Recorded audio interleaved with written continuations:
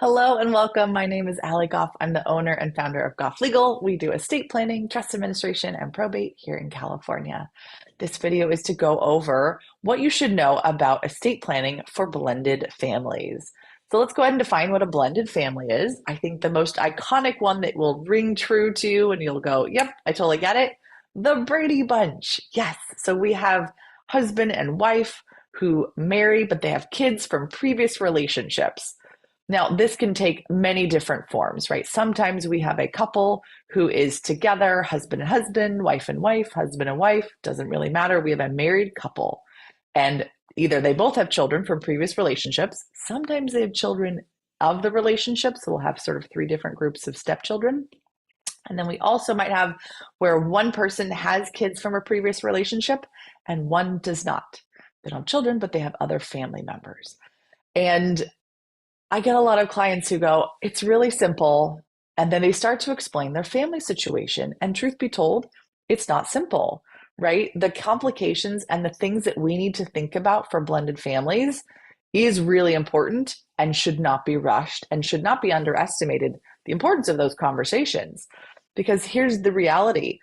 If you set up your estate plan in a way that doesn't protect these kids from previous relationships, they might not get anything if this spouse passes first. So let me give you the example. Married couple, they each have three kids and they have a trust, a disclaimer trust or a probate avoidance trust that says when spouse one dies, it all goes to spouse two. And spouse two can do whatever they want with it. They can revoke it, they can change it, they can do whatever they need to do. Now, spouse one dies, has kids, spouse two gets all of the money, everything's fine. Everyone's good. They make no changes to the plan. When they die, some money goes to spouse one's kids and some money goes to spouse two kids. Do you think that's actually what happens in reality? No, not so much.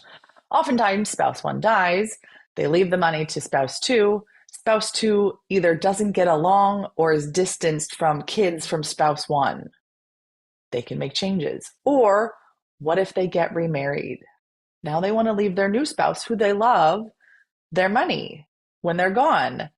But they do the same thing and they give that spouse flexibility. And so you could actually have all the kids disinherited with a plan that doesn't adequately protect the surviving children to make sure that they get money. A lot of times we look at first to die gifts. If this spouse one dies, a certain chunk of money goes to the kids immediately of that spouse. We don't need to worry about them. Option two is an AB trust that leaves money in trust, half of it protected.